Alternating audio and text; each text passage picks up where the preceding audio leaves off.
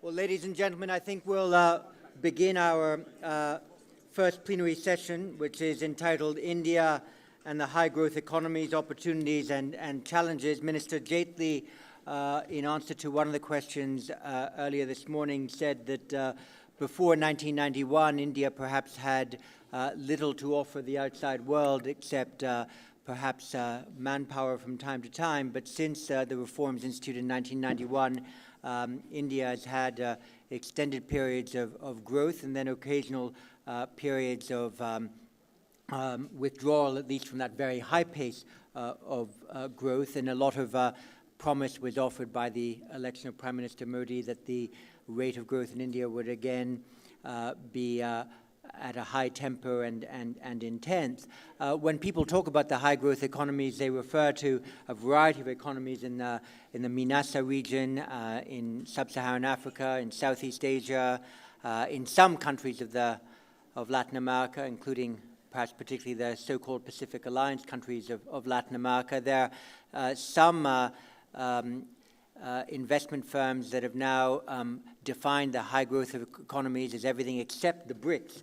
And some people even develop their investment strategies around there. So this session is meant to debate the degree to which India is still a promising high-growth economy, and also the way in which it will engage with other high-growth economies. And we're delighted to have as our first speaker Yasutoshi Nishimura, who's a state minister in the Cabinet Office of Japan, a country that's been famous for the development of Abenomics, and maybe we'll hear more about Modinomics during this morning's discussion. But perhaps, Mr. Nishimura-san, if you take the floor first. Thank you.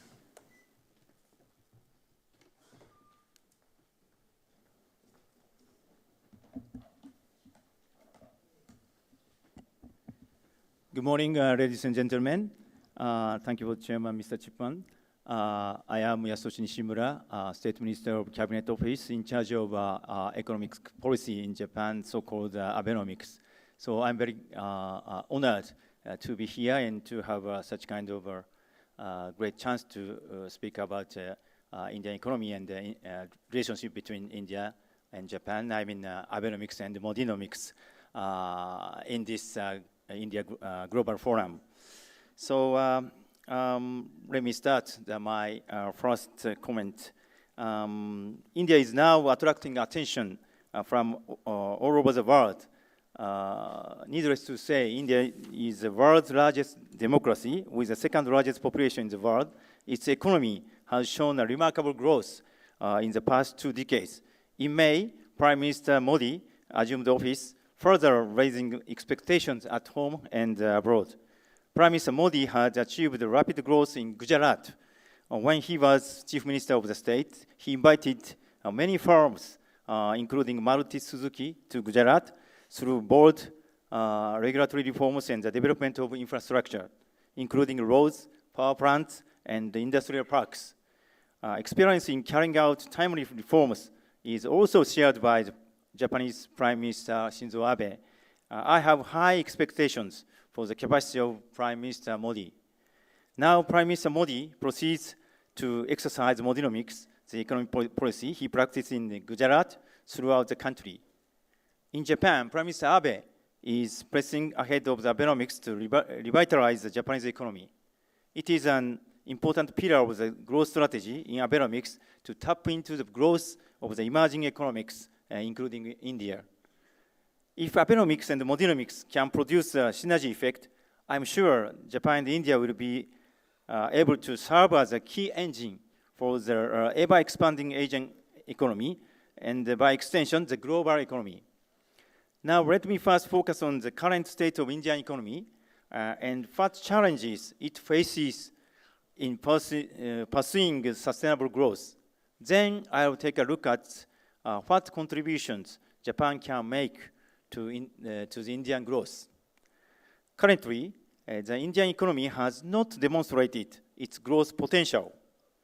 Macroeconomic vulnerabilities, such as chronic inflation and the twin deficits of current account and the fiscal deficit, are posing a threat to sustainable growth. The inflation rate is now declining thanks to the determined efforts to rein in prices under the leadership of RBI Governor Rajan. High market confidence in Governor Rajan is producing positive outcomes. Current account and fiscal deficits are also set to decline, and external pressure has been gradually easing. The launch of the Modi administration in May this year significantly improved domestic and foreign sentiment on India.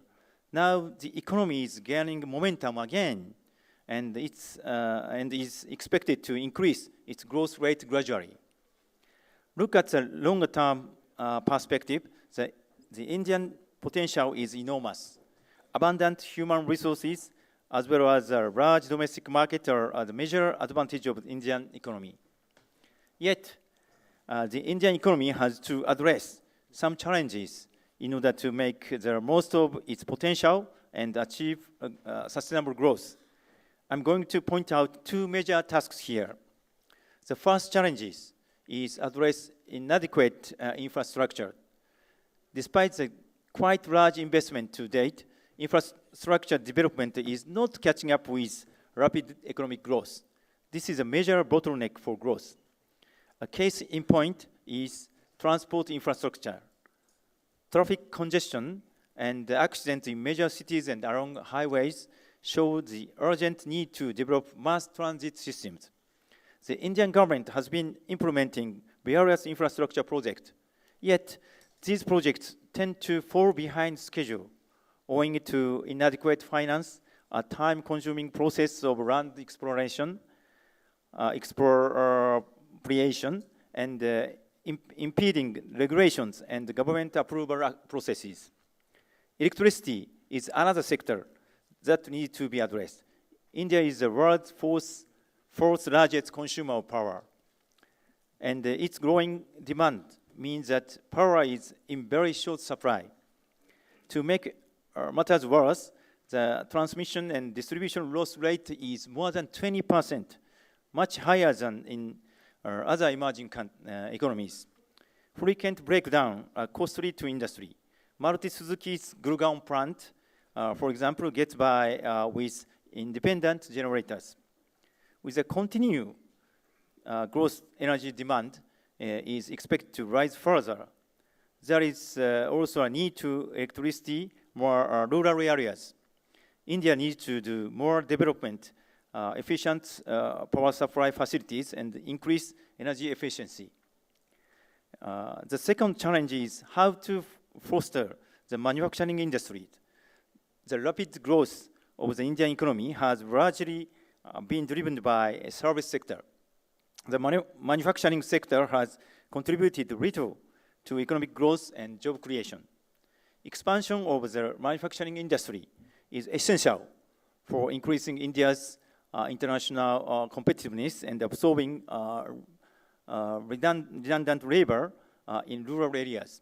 In this regard, the Make in India initiative advocated by Prime Minister Modi to shore up the manufacturing industry is a key step in the right direction. In order to foster manufacturers at home and attract international companies to India, it is vital to improve the business environment in India. Therefore, I hope that under Prime Minister Modi's leadership, India will move further, reforming the tax system, relaxing regulations in the government and financial sectors, and removing barriers to investment and trade. Furthermore, it is necessary to enhance the quality and quantity of job training and reform the labor institutions with a view to fully utilize more than 800 million working-age population. Lastly, I'd like to mention how Japan can contribute to the sustainable development of India. Prime Minister Modi signed the Tokyo Declaration for Japan-India Special Strategic and Global Partnership with Japanese Prime Minister Shinzo Abe when he visited Japan in September. In the declaration, Prime Minister Abe affirmed a broader and stronger Japanese leadership for Prime Minister Modi's vision for accelerating inclusive development in India. The two economies have vast complementarities that carry great potential ready to be unleashed if two countries work together in a range of sectors. Great opportunities lie in the combination between Japan's advanced technology and financial capability and India's human resources and enormous market. Now let me take a look at what Japan can do to help India in addressing these challenges. First, let me talk about transport infrastructure. In infrastructure development, Japan has extended various assistances to India by taking advantage of its technical and financial capacities. Such assistance in transport includes metro project here in Delhi and other areas, as well as the Delhi-Mumbai Industrial Corridor or initiative, which is aimed at developing transport and industrial infrastructure at the same time. Personally, I take great joy in seeing steady progress in the DMIC initiative. In fact, I have been working to promote the Delhi-Mumbai freight railway project with my conviction. Put infrastructure first for industry. At the Japan-India Summit meeting in September, Prime Minister Abe expressed his readiness to provide financial, technical, and operational support to introduce Shinkansen system, bread railway system. Japan will continue to support India's transport infrastructure with its advanced technology. Now let's talk about energy.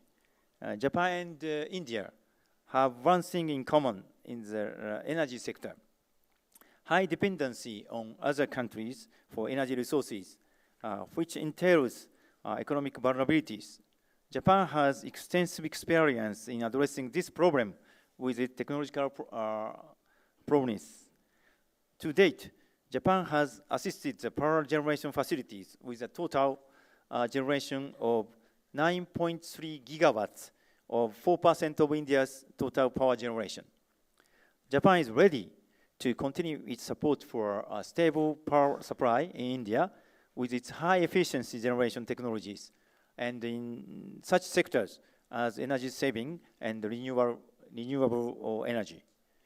Japan's high efficiency coal-fired generation technology may be particularly effective in India, which depends heavily on coal for its power supply. Japan has also been contributing to India's manufacturing sector. Many Japanese manufacturers have built production plants in India, creating jobs and training workers here.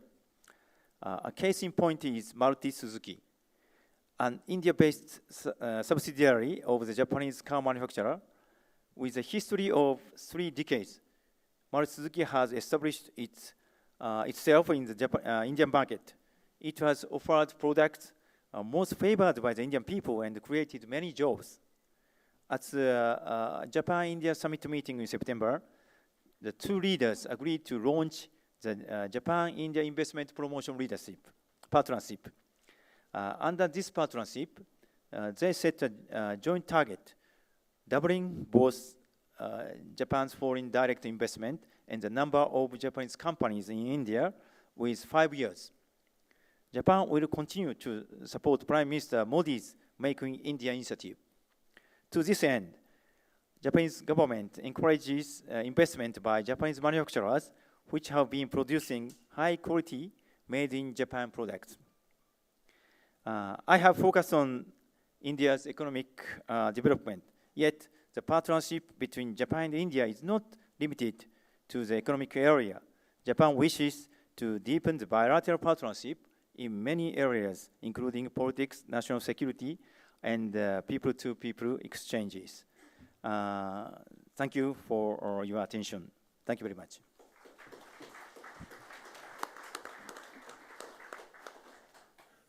State Minister, thank you very much. That was a very useful reminder of the strong relations between Japan and India. I know that in Prime Minister Abe's first term as Prime Minister, I think it was in 2006, he endeared himself to the people of this country by referring to the Indo-Pacific as the region to which both countries properly belonged. And we very much appreciated your analysis both of Abenomics and of its exchange with Modenomics. We're delighted to have here with us this morning Suresh Prabhu, who at present is the Prime Minister's G20 Sherpa. It's reliably rumored, and I've had that rumor also reliably confirmed, in a few hours he'll be a full minister in the cabinet. And we look very much forward to his views in the context of being the Prime Minister's G20 Sherpa about how India engages with the other high-growth economies, including in Africa, Middle East, and Asia. So the floor is yours, sir. Thank you very much for joining us this morning on a very busy day. Thank you, Mr. Chairman. Honorable Minister from Japan, my old friend, Mr. Sanjay Joshi, and all my friends, good morning to you all. Let me welcome many of you who have come from different parts of the world to attend this event. And I'm sure the title of the event is actually the new trends that are emerging in India. So those who have come from different parts of the world, I'm sure you already experienced the new dynamism that our new Prime Minister, not new anymore, for the last 5.5 months, has been leading the country in a way that we want to make sure that India occupies the rightful place in the Committee of World as it really deserves. You also heard in the morning our Honorable Finance Minister. So I'm sure you already know much about what is already happening in terms of atmosphere, but it also in terms of content. There are a few things, because my good friend Dr. Sanjay Barut said I must speak about G20. It's very interesting that in the next few days, the 20 countries of the world, along with some few others who are part of ASEAN, African Union, and others, will be meeting in Brisbane. And this is a summit which will take place to discuss about how do you bring about a high growth rate into the global economy. The target is to bring in 2% growth rate more than what would happen normally. It looked like it was a very easy task because 2% is not a big number. But now as it appears, the recent survey by the IMF, that even 2% may be a little challenging. And that's because some part of the world, we are not seeing as much of a growth as it should have been. European Union, particularly, some parts of Asia, North America, particularly USA. And therefore, we really have a big challenge now, and how do you bring the growth back? Fortunately, the few countries which will contribute to their own target of contributing to this 2% target is a country like India, which I'm sure will not only make sure that we fulfill our own target, but also we might surpass it. And therefore, the big challenge now is how do you bring the growth back? But I think it's also time to think about not just growth alone, but several issues related to growth. One of the things is how do you bring in employment should also rise as the growth comes in. We have seen very interestingly in the last several years, before 2008, that the global economy expanded dramatically. The overall feeling was that the world economy can only grow in one direction, and that's going to grow and grow and grow. Till the realization dawned in 2008 that there could be something structurally wrong. And then people started revisiting this whole idea about growth with new vision. And in that, very interestingly, we have seen that the growth which happened, unprecedented, did not create as many jobs as it should have. And therefore, many parts of the world, we have now started agreeing that this was like a jobless growth. And as we know, the growth, economic growth, cannot be an isolated idea. We should not just grow for nothing. We have to grow, obviously, to benefit somebody. And any part of the world, if it is not the people who are going to benefit, I do not know what could be the idea of a growth. And essentially, this again has created other set of problems. That not only growth was there, and in the absence of employment, that means somebody benefited from that growth. But because employment was not created, obviously the growth was not very well distributed. And that has created another problem, which is now becoming one of the serious issues to be contended with, is the issue of disparities of income between the societies. And therefore, I think now it's a time that we really need to think about not only how to grow, but how to grow in a manner that a growth is very well distributed, people benefit from it. And to make that happen, I think we really need to find out. Very interestingly, there was a recent survey which said that every time there is a new revolution, first industrial revolution, second, we always felt that somebody loses, but large number of people gain also. When the railways came into the world, the horse carriers were really worried, what will happen to them? But over a period of time, they benefited too, because they got employment in some other form. But particularly this last few years' growth has really not created winners far exceeding the losers. And therefore, we really need to find out how to make that happen. The second issue which really is going to be discussed at G20, and this is what is very important issue, is the issue related to infrastructure. I think this is a very interesting idea, that if you could invest into infrastructure more and more, I think we'll be able to get far more benefits, not just related to that investment alone, but a lot of cascading benefits which will accrue over a period of time. And therefore, really speaking, this should be a top priority for the world community to find out how to invest more and more resources into infrastructure. Obviously, India will be the biggest beneficiary because India is going to be the single largest market for infrastructure over a period of time. India will grow maybe 7% plus for sure for several years more. And when it grows at that rate, and I'm sure there's a potential to grow even higher, and if you decide to put in only 10% of a GDP into infrastructure, the amount of money that would be needed in India's infrastructure would be far in excess of several other countries put together. And therefore, infrastructure investment will benefit us, therefore we are asking for it, but not only because it will benefit us. The country which makes investment into infrastructure will also benefit. I know in Japan, Prime Minister Abe-san has brought in a new cabinet minister, Mr. Shiozaki-san, also a friend of mine. So I think I have many friends in Japan. And Shiozaki-san has been given responsibility to find out how to get more returns for the pensions. Japan has large pension funds. Australia has pension funds of almost more than the GDP. US has large pension funds, the Scandinavians have. These pension funds could be invested in a way that would give benefits to infrastructure investment. And if you do that, the pensioners also will benefit. That will also put little more benefit into improving the fiscal situation of those countries who are going to make those investments. So making investment into infrastructure of a country, the country definitely benefits, but investors too benefits. But also, not only that, the benefit goes around all over the world.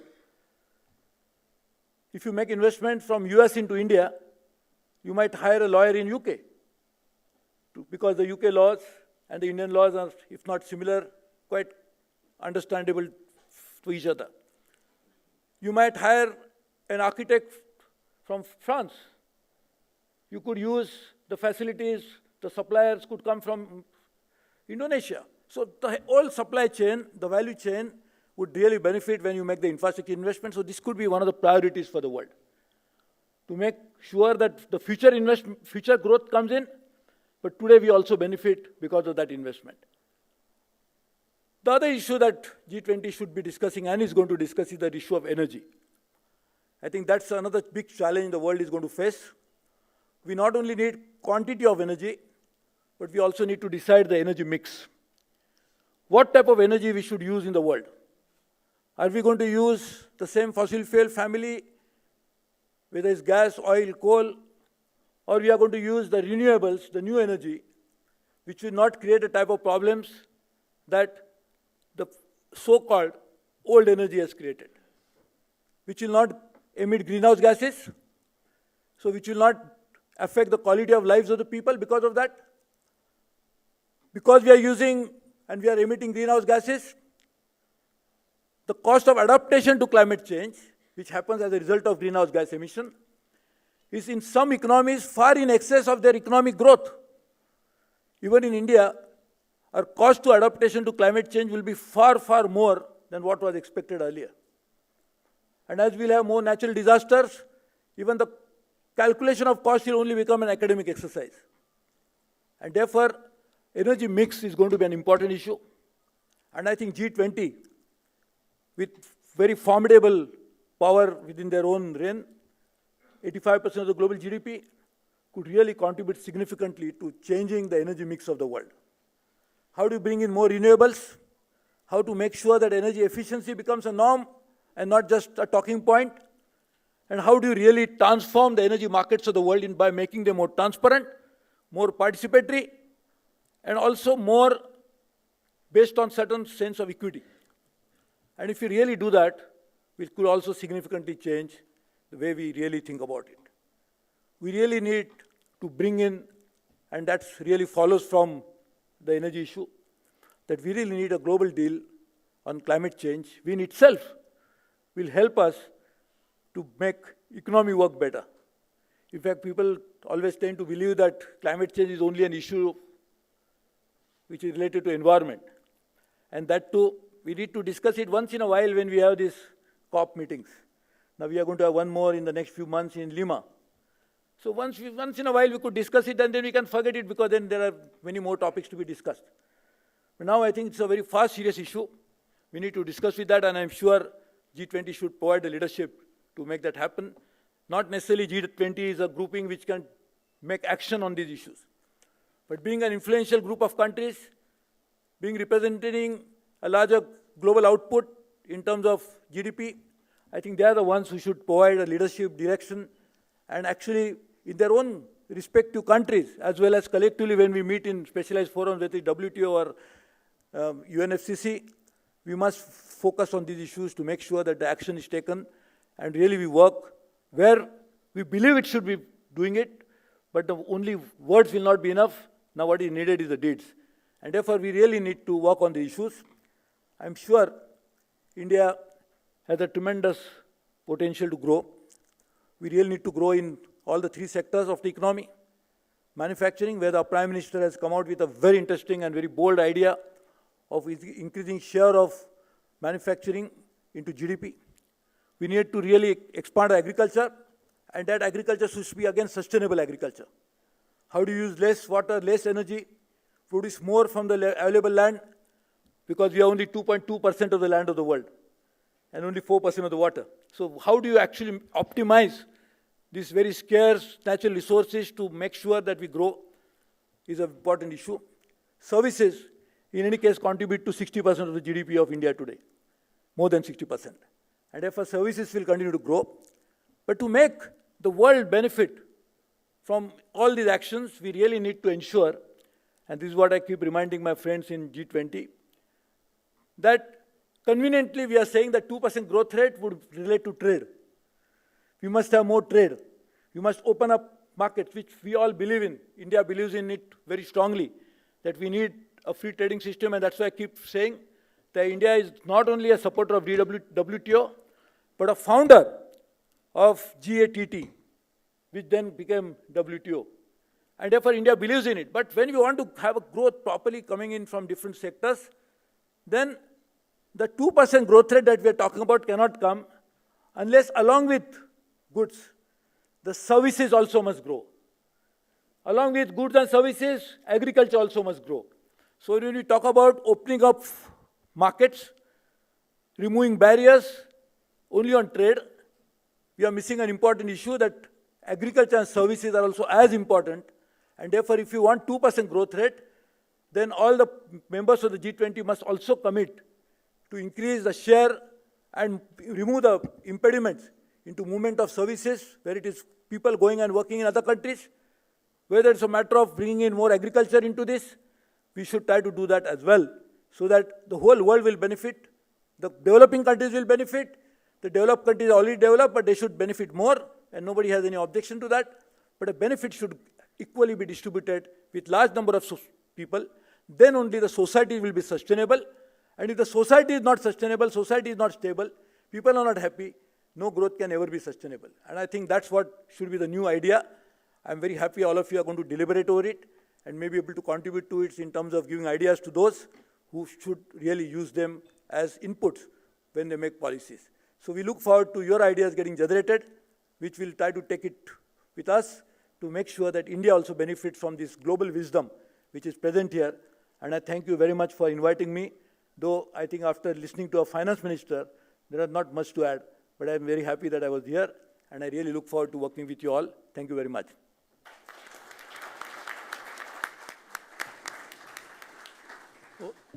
Thank you very much. We can now open the floor up to questions and comments, and it would be interesting to have views from different parts of the high-growth economies. First, Takahisa Maeda from Japan. Thank you, Dr. Maeda, Senior Managing Director of JBIC. Let me ask a question to Mr. Prabhu.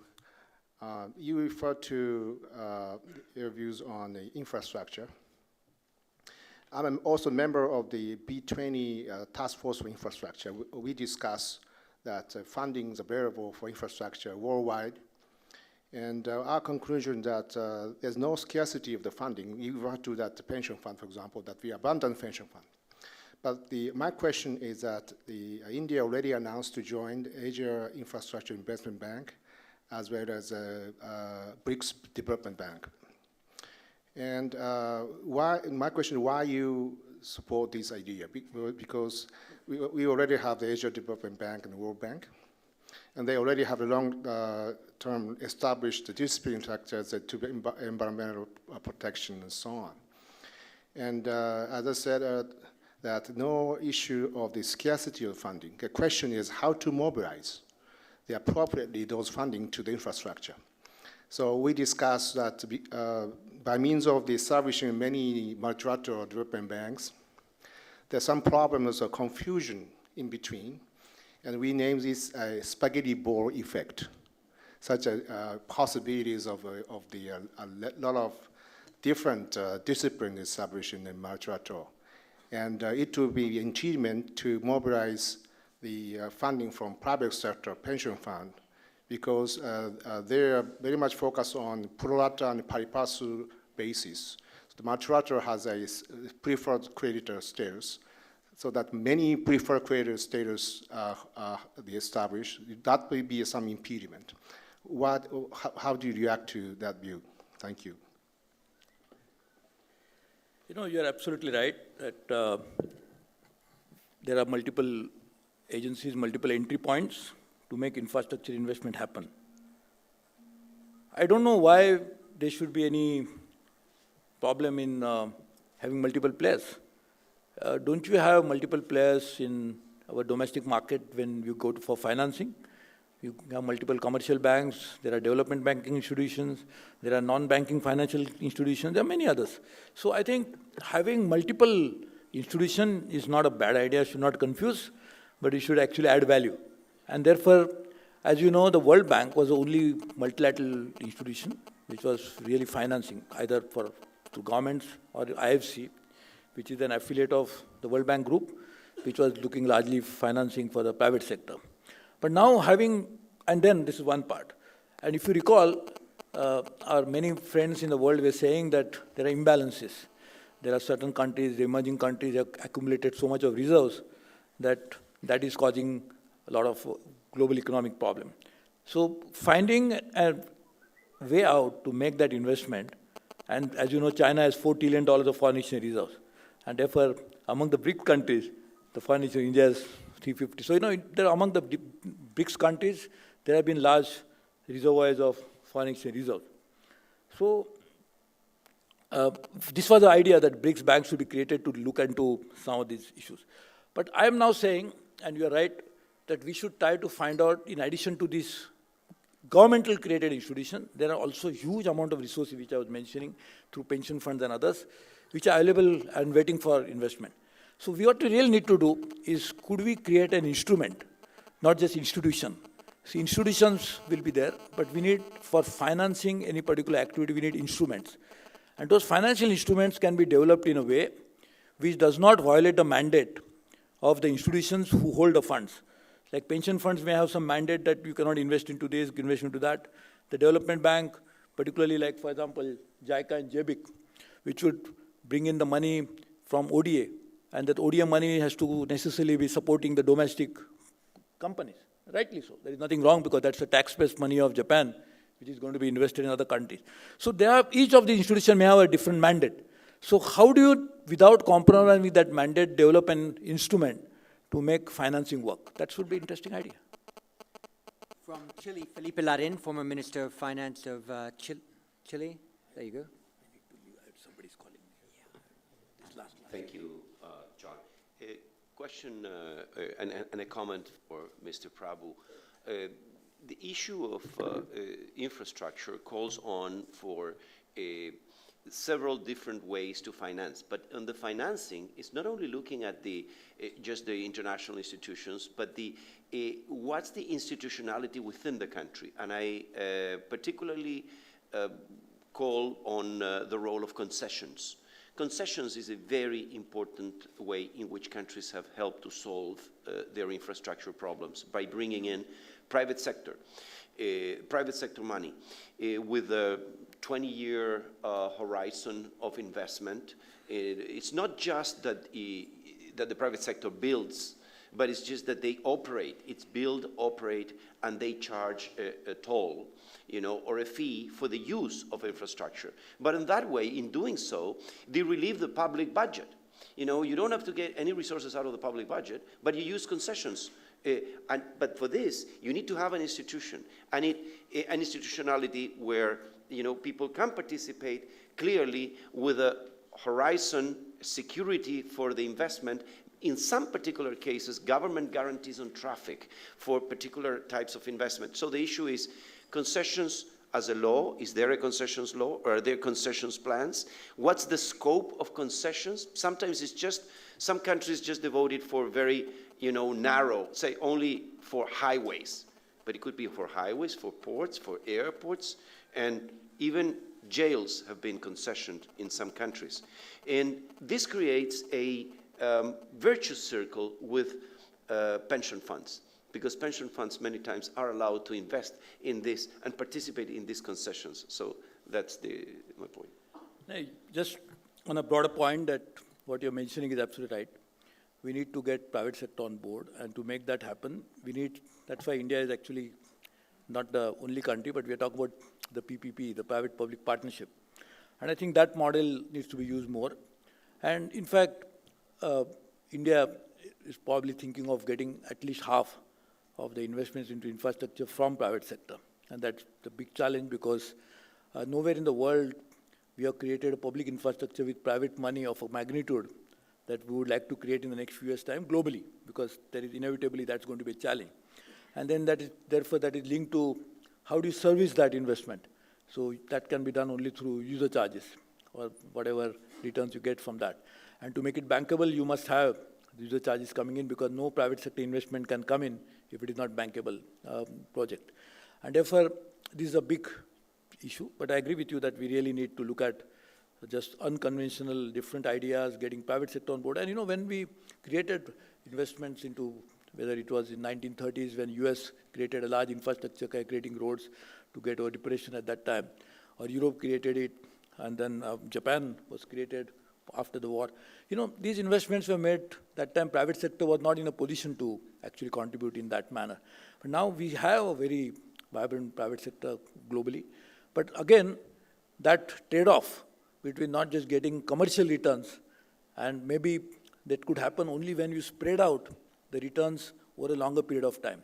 If you can make the benefit for the user front-ended and the benefit from the investor back-ended over a period of time, spread it. I'm not saying don't give anything at all, but create it in a way that becomes then a bankable activity, because he's getting it, but not returned in 5 years, he may get it in 20 years. And that should be fine for an investor like that. So I think we really need to come out with it. But it's, of course, one cannot generalize it. One must go project by project. Specific issues have to be dealt with, and customized solutions need to be found out. But I think the broad guiding principle of all this is what you're saying, and I agree with you fully. I will request, if you don't mind, somebody has to have it. I need to be at a place somewhere else, but I came in just because to keep my commitment made quite a few weeks ago. So if you permit me, I would rather go. Mr. Prabhu, thank you very much. We'll continue the debate here, but if you leave, we know that you're leaving for a very important appointment in the literal sense of the term, and thank you very much for taking a time off for us now. Thank you, sir.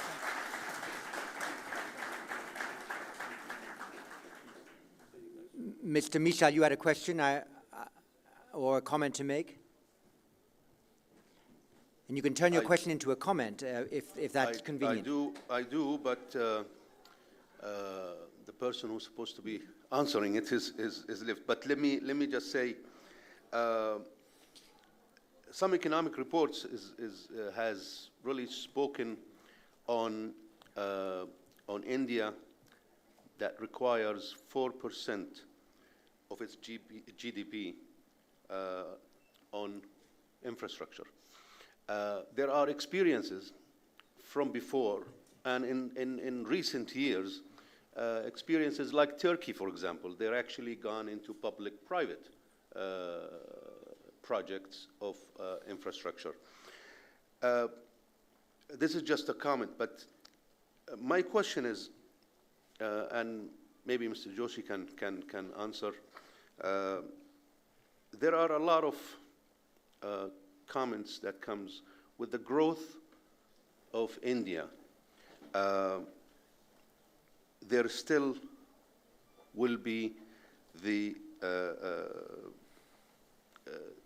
social issues, and without addressing the social issues, the growth is not going to really be beneficial, or it's not going to be noticeable.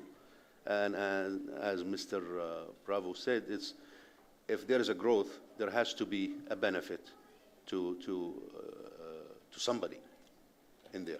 So is the social issues really going to be addressed with this growth? Thank you. Sunjoy, do you want to take a crack at that now? Yeah, go ahead, Sunjoy. Well, I'm not answering for Mr. Prabhu, I'm really answering for myself.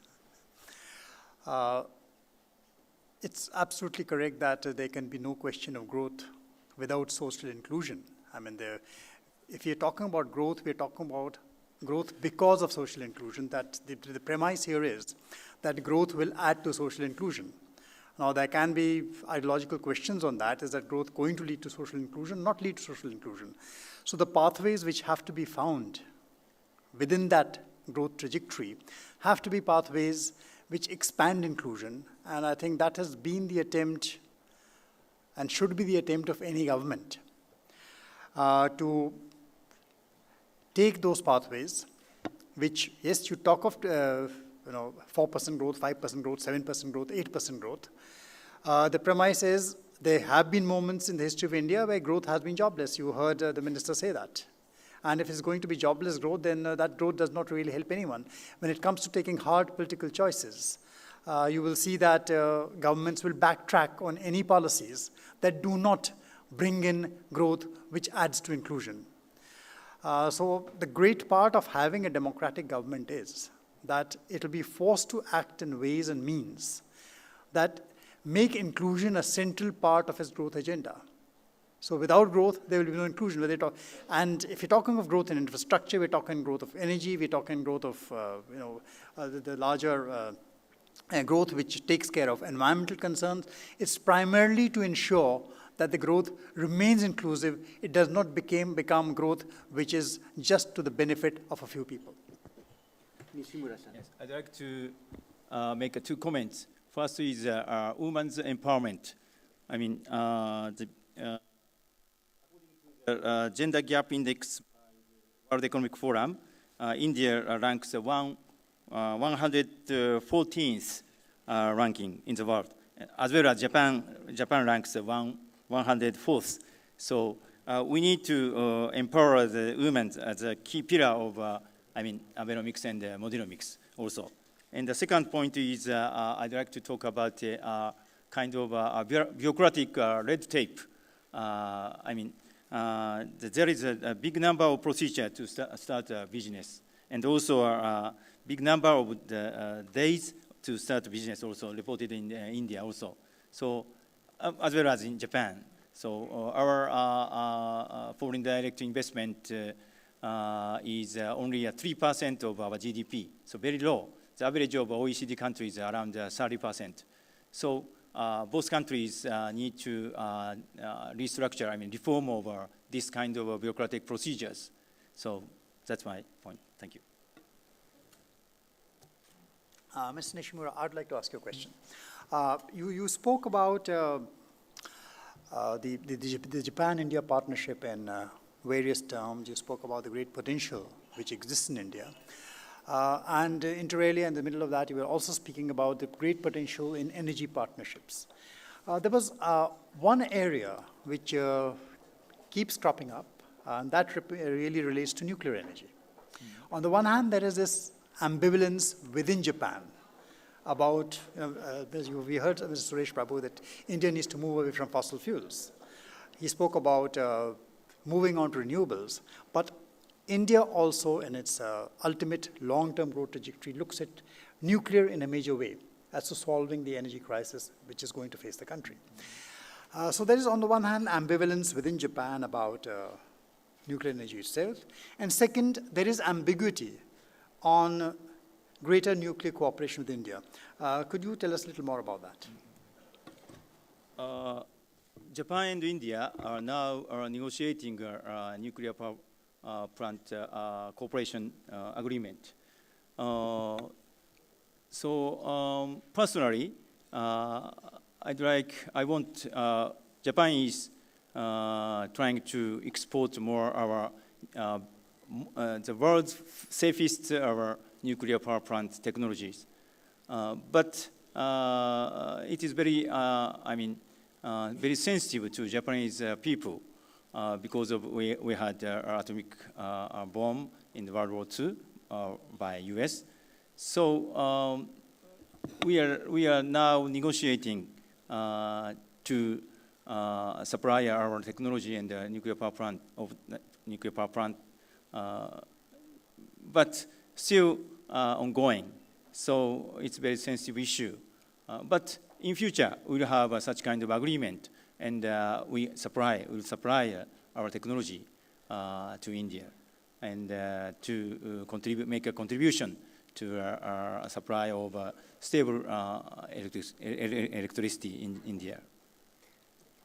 Nishimura-san, thank you very much. I also had a question, if I could ask you, because you spent some time in your presentation talking about the way in which Japan would economically engage in India and the way in which Modenomics might, as it were, inspire that further engagement. But I wonder whether you could sort of place India in the context of Japan going out, as it were, to coin a phrase, because there's been a huge amount of effort also by Prime Minister Abe to invest more and encourage more Japanese engagement in Southeast Asia with the ASEAN countries, a huge push towards Africa, a sense now that Latin America is also a place in which Japan needs to pick up its game. So where would you place India in that high-growth economies competition that Japan is engaged in? India is one of the most important country for Japan because it's a great market. More than 1 billion people here, and also we have common shares, common values. We share the common values. Human rights, and democracy, and also a rule of law. So that's why India is one of the most important country for us, and also a big potential for, as I said before, the manufacturing and or other areas, infrastructure or other areas. So I think many Japanese companies will invest in India. So I hope that. So thank you very much. Nishimura-san, thank you very much for your presentation, and also we hope to hear your voice often during the rest of the day and tomorrow morning. I want to thank you for your presentation. We're going to now move immediately to the next session. I would ask Minister and Dino Patel and the others to come to the stage. We won't have a coffee break now. We will just seamlessly move to the next, but please show your appreciation for Nishimura-san's presentation, and also Mr. Prabhu. Thank you.